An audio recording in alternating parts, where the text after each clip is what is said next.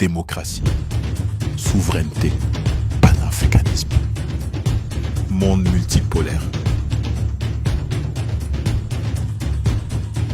La Côte d'Ivoire souveraine.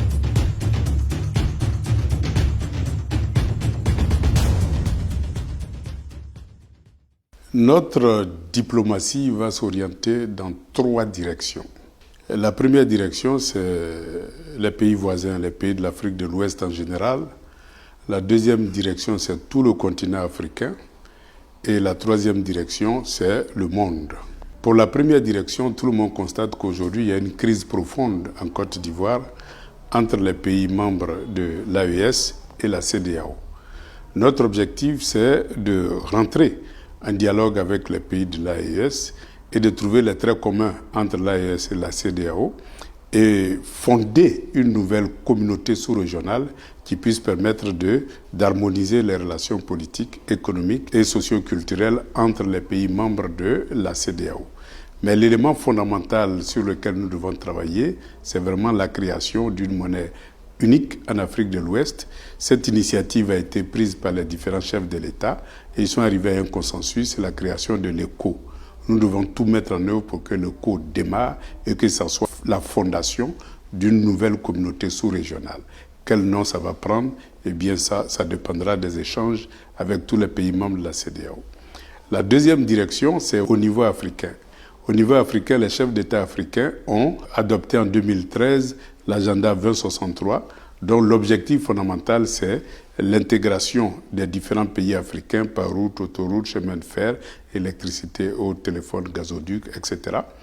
Et ce programme-là doit permettre de créer une complémentarité entre les différentes économies africaines financées par 3 institutions, la Banque africaine d'investissement, le Fonds monétaire africain et la Banque centrale africaine avec une monnaie commune qui est l'afro.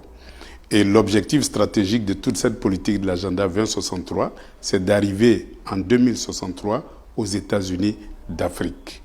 Et cet objectif stratégique-là, nous devons arriver parce que c'est ça qui va permettre de faire de l'Afrique une puissance militaire, une puissance économique et une puissance culturelle à part entière, pouvant compter dans un monde multipolaire. Notre troisième objectif, évidemment, c'est le monde multipolaire.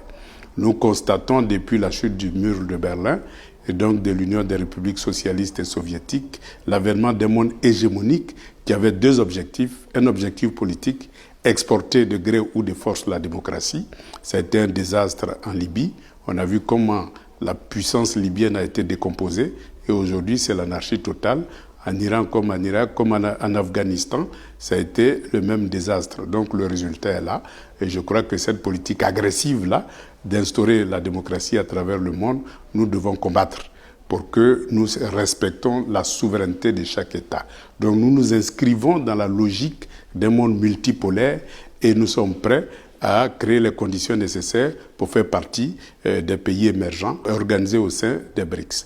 Et donc nous sommes convaincus que cette nouvelle dynamique va permettre au monde entier d'aller vers l'avènement d'un monde multipolaire où le respect des souverainetés de chaque État sera de rigueur, conformément au texte des Nations Unies.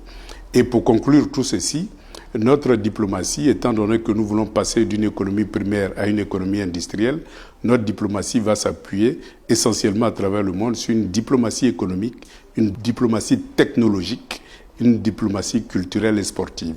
Cette diplomatie-là sera incarnée par les villages économiques que nous créerons auprès des ambassades de tous les pays où nous avons des ambassades pour que notre économie s'exporte et que nous puissions avoir les meilleures technologies au meilleur prix pour développer la Côte d'Ivoire. Oui, je suis Aoua Domelo. Je vous rassure, je sais faire.